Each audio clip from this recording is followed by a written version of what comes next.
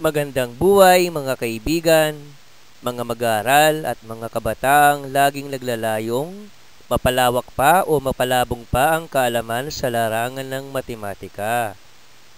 Ito ang inyong Matinik at ang Musikero channel na laging handang tumulong sa inyong mga kabataan. Ang ating diskusyon sa sesyon na to ay ating pinamagatang Sets and its Applications Part 4 Tagalog version. Ang ating tatalakayin ay napapatungkol sa subsets. At bilang panimula, ang inyong abang lingkod ay naganda na naman ang isang halimbawa. Ito ngayon ang ating halimbawa ng sets. Set A is equal to 1, 2, and 3 na nakapaloob sa mga curly braces natin at pinag-iiwalay ng mga kamas. At sa ating given example na to ay ating hahanapin ang mga sumusunod. Para sa ating unang requirement, determine the number of subsets. Pangalawa, determine the number of proper subsets. Pangatlo, determine the number of improper subsets. At ang susunod na instruction, make a list of all the proper subsets of set A. At para sa isa pa nating requirement, make a list of all the improper subsets of set A. At para sa simula ng ating solusyon, ito na muna ang ating mga givens. Ang set A ay may mga elements na 1, 2, and 3. At ang dami o bilang ng mga elements ng ating halimbawa, we have 3 elements. Gaano nga ba karami ang mga subsets ng ating given example na set A na may mga elements na 1, 2, and 3? At syempre, ito ngayon ang ating solusyon. Ang bilang o dami ng subsets ng kahit na anong set, meron tayong formula. At ito ang n is equals to 2 raised to small letter n. Ang ibig sabihin ng small letter n ay ang dami o bilang ng mga elements na meron ng isang set. Dahil sa given example natin, meron lang tayong 3 elements. Natural lang yan natin na maliit na titik ay may value ng 3. By substitution process, ang 2 raised to n natin ay magiging 2 cube. Ano bang ibig sabihin ng 2 cube? 2 times 2 times 2. Kapag minultiply natin lahat ng mga numbers natin na 2, na 2 times 2 times 2, ang ating sagot is 8. Ang ibig sabihin, pangkalataan, meron tayong 8 bilang ng subsets. Pangalawang requirement, determine the number of proper subsets. Ilan nga ba ang dami o bilang ng ating mga proper subsets sa ating given set A na may mga elements na 1, 2, and 3? At ito ngayon ang ating kasagutan. Since there are always 2 improper subsets in any given set and the total number of subsets is 8 in the given set A equals 1, 2, and 3, then the remaining counts of subsets are the proper subsets. Thus, there are 6 proper subsets in our given example, which is actually set A equals 1, 2, and 3. Ulitin ko, meron tayong 6 na proper subsets. Para naman sa ating susunod na requirement, determine the number of improper subsets. Ang ating sagot, there are always 2 improper subsets in any given set. Para sa ating requirement number 4 na make a list of all the proper subsets of set A, ito ngayon ang ating mga listahan ng proper subsets at yan ang mga sumusunod.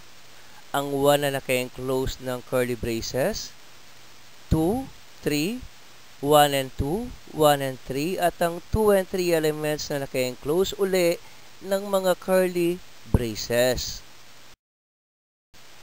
At para naman sa ating last requirement na make a list of all the improper subsets of set A, ito ngayon ang list ng mga improper subsets natin. Una, We have the empty set. At ang pangalawa is the set itself.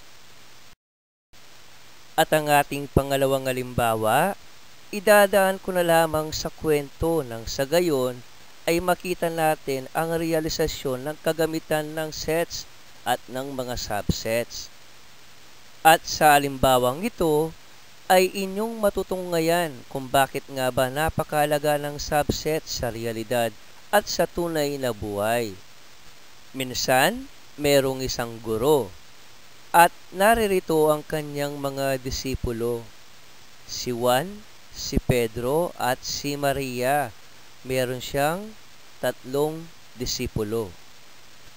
Ang sabi ng guro sa kanyang mga estudyante, bukas, pakiusap, dumating kayo kasi may mga ipapagawa lamang ako sa inyo.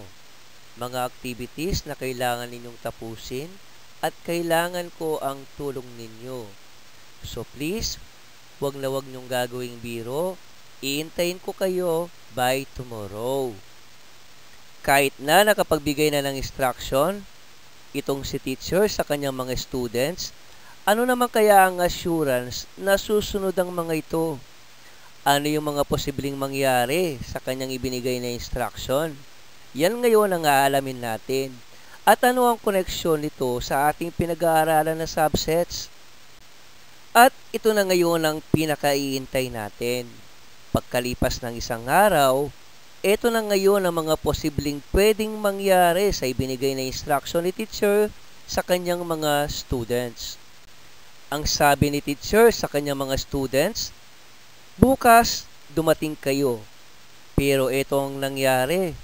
Ang unang posibleng pwedeng mangyari, first possibility natin, si Juan lang ang dumating. Ang kanyang 2 classmate hindi dumating. At isa pang posibilidad na maaaring mangyari, si Pedro lang ang dumating. Si Juan at si Maria hindi sumunod sa instruction. Pangatlong posibilidad na pwedeng mangyari, maaaring si Maria lang ang darating. Si Juan at si Pedro, hindi darating ang mga yan. O kaya naman si Juan lang at si Maria ang dumating. Or possibly, si Juan at si Pedro lang ang dumating. Si Maria, hindi pumasok. O kaya naman, hindi dumating si Juan dahil ang dumating lang si Pedro at si Maria lang. Or pwede ring mangyari na ni isa man sa kanila walang dumating, kaya yan ang tinatawag nating empty set. Isa pang posibilidad na maaaring mangyari, dahil nangako siguro na magbibigay ng mataas na marka sa mga darating, ang nangyari, dumating silang lahat. Present si Juan, present si Pedro, present din si Maria. Kung saan, kung ating bibilangin ang lahat ng mga posibleng pwedeng mangyari na gagawin ng mga students, all in all, meron tayong 8 possibilities, katumbas ng 8 subset na may meron ng ating given set.